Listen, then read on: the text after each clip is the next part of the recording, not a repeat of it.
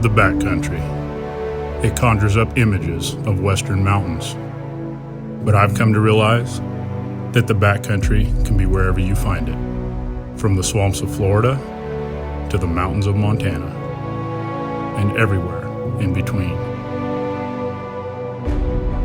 Each of these areas have their own backcountry, and each of these areas have their own heritage and history.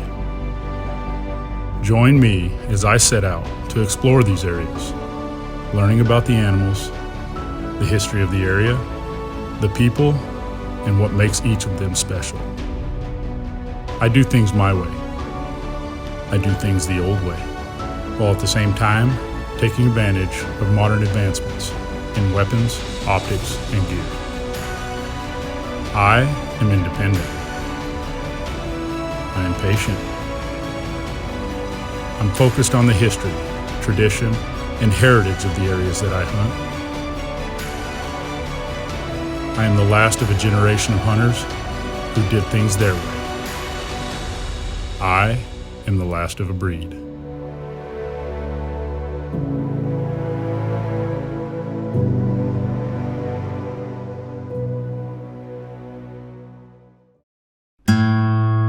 It's spring in the mountains of Idaho, and for mountain men like Laramy Miller, that means one thing: the start of bear season.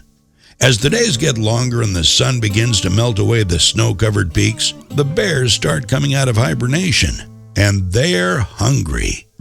This marks the beginning of a few grueling weeks of work for Laramy as he loads up his pack and begins hiking through the mountains setting baits. Feels like home. These mountains are home to Laramy, and each spring for the past several seasons, he's spent the majority of his time here. But he's not the first mountain man to do so. In the spring of 1805, Lewis and Clark found themselves in these same mountains, suffering from frostbite, hunger, and dehydration. But with the help of Nez Perce Indians, they were able to regain their health and make their way across the Continental Divide before reaching the Pacific that November. So it's really cool for me to think that I'm traveling through the same country that Lewis and Clark did. And the amazing thing is, bears actually saved Lewis and Clark's life. When they came into this country, they were eating 9 pounds of red meat a day, but it had no fat content. So they almost starved to death. And if it wasn't for the Nez Perce Indians showing them that they had to eat bear and bear fat and have that fat content in their diet, they probably wouldn't have made it.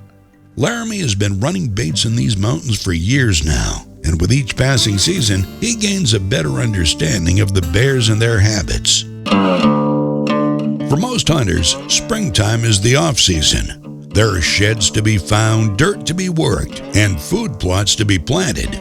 But for Laramy Miller, there is no off-season. Springtime in the mountains means the bears are coming out of hibernation, and they've got food on their mind. Weeks before Laramy ever picks up his gun with intent to hunt, the work begins, lugging hundreds of pounds of food back into his bait sites scattered throughout the mountains. It's funny because bears are just like fat kids. I mean, they're going to eat until they're bloated full. They love sweets, a majority of them. So what I'm baiting with today is I've got some dog food. I've got powdered sugar. I've got cookies, molasses, a lot of sweet things. So hopefully we get a sweet bear.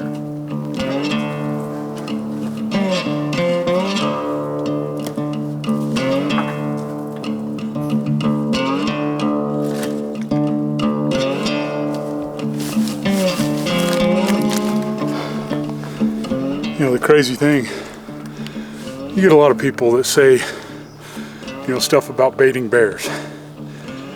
Same people will go and shoot a whitetail off a food plot, or they trap. It's all the same thing. Baiting bears, you're never going to get to see how a bear truly reacts when it's confronted by other bears in its natural element. You don't get to see how smart they are unless you bait them. I love it. I mean, it's one of my favorite things to do because it's like a chess game all the time. And it's work. If you can't tell, I'm sweating.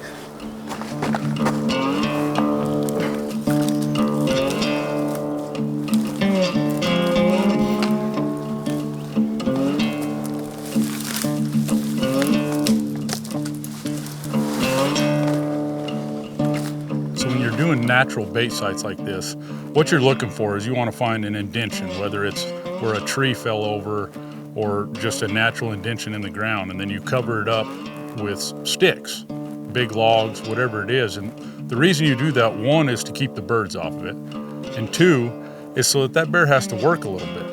You know, these bears will travel a long ways, but once they find a food source like that, they're gonna stick around. So if you don't make him work for it, he's gonna eat it all and then he'll go about his day.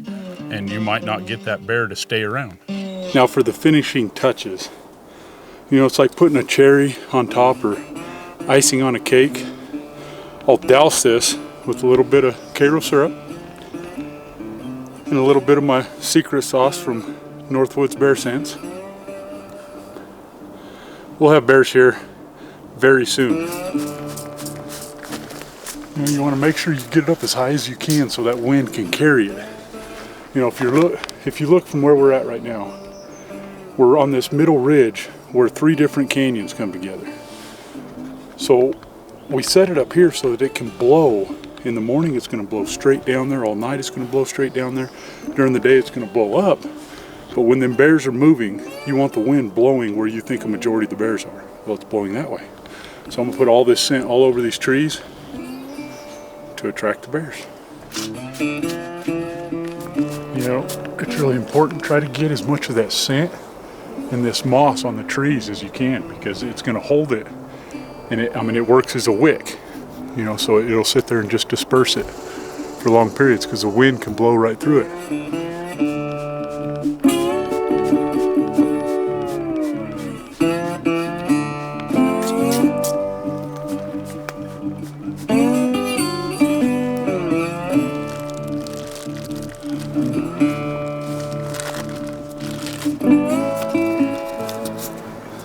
And there we go, on to the next one. Baiting bears on foot is no easy task, but Laramy knows that the success he's had in the past is directly related to the blood, sweat, and tears given to these mountains. So I usually run between 3 and 4 baits just for myself. You're always going to have baits that don't get hit usually. Bears, depending on what time they come out of hibernation, depends on what height of the mountain they're at. A lot of the big bears, they like to hibernate way higher. So you got to keep that in mind when you're setting your bait sites.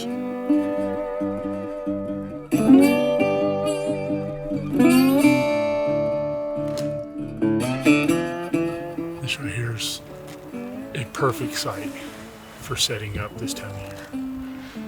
Look, we got a nice little spur ridge that comes down. Got a big canyon down here right below us. There's another canyon goes up here. There's a bunch of spur canyons off this big canyon. Great bear habitat. This ridge sits up just a little bit higher than everything around it. So that wind is going to drop down in that canyon and it's going to spread the scent of this bait site everywhere. So you're attracting bears from the whole canyon. You're not limiting yourself. You know, I see a lot of guys, they'll go set baits down in the bottom somewhere. Well, you're going to have a lot of bears hit that, but what the problem is, for one, you're cutting your reach area in half. You're not drawing as many bears as you should be. For two, when you have it in the bottom, a bear is always going to circle. On this ridge, I have natural. There's a clear cut right here. Bears aren't going to circle in that clear cut before they come into the bait. So it's kind of a half moon, and it protects me when I'm actually sitting here. Once I have bears hitting this, it's going to protect me from getting winded for the most part. I mean, you still have Mother Nature and you still have bears will be bears, but it's going to help tremendously in raising my success rate and not getting winded by bears. I think one of the biggest mistakes people make is they sit baits too often. So when you have a bait and you actually have bears coming into it, and there's no set time how long it's going to take bears to come into your bait. It all depends on if there's bears around that area at that time. You know, some baits all set, they get hit the next day. Some baits all set and it takes 2 weeks. But the biggest thing is you want to make sure that's that bear's bedroom. So you don't want to go sit that bait site all the time because he's going to know you're there. You want to wait until he's hitting it consistent and you kind of can pattern him before you go sit.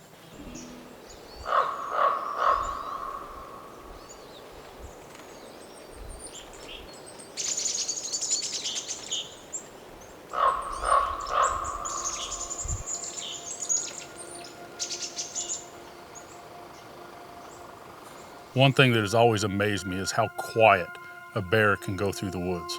You get a 300-pound animal and he can walk through the woods like a church mouse. Granted, they do have nice soft feet, but it still is amazing that boom, all of a sudden they're right there. You have no warning.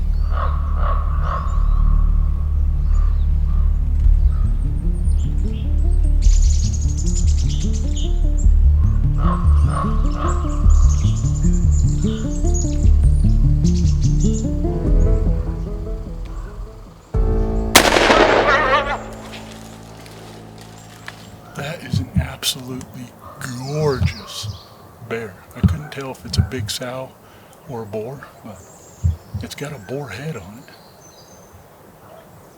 which I don't really care. It's a beautiful bear. I'm at a loss for words. I mean, this is my home. This is where I spend the majority of my time, where I live. This is what embodies the mountain man lifestyle.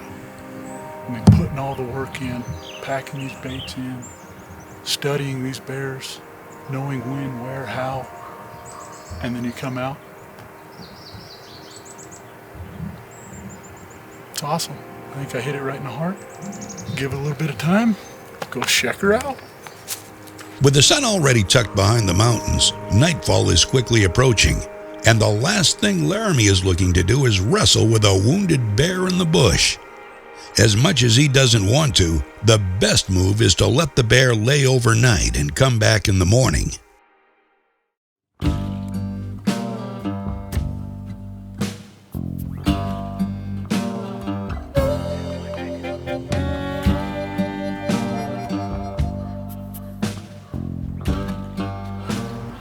That's the one thing about these bears. I've gone about 50 yards and I know the bear went this way. You can see where he scuffed up the ground in a few places. Not a drop of blood yet. I know it was a good hit, so I walked last night and looked and I couldn't find any blood right away, so I just backed out. There's a couple other bears still in the area, a couple other big boars.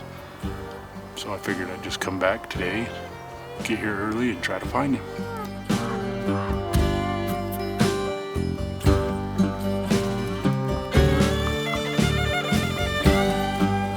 Look right there. There's blood. First sign of blood. And if you look 10 foot down, there's the bear. That just goes to show you that bear did not bleed until he died. Went 60, 70 yards.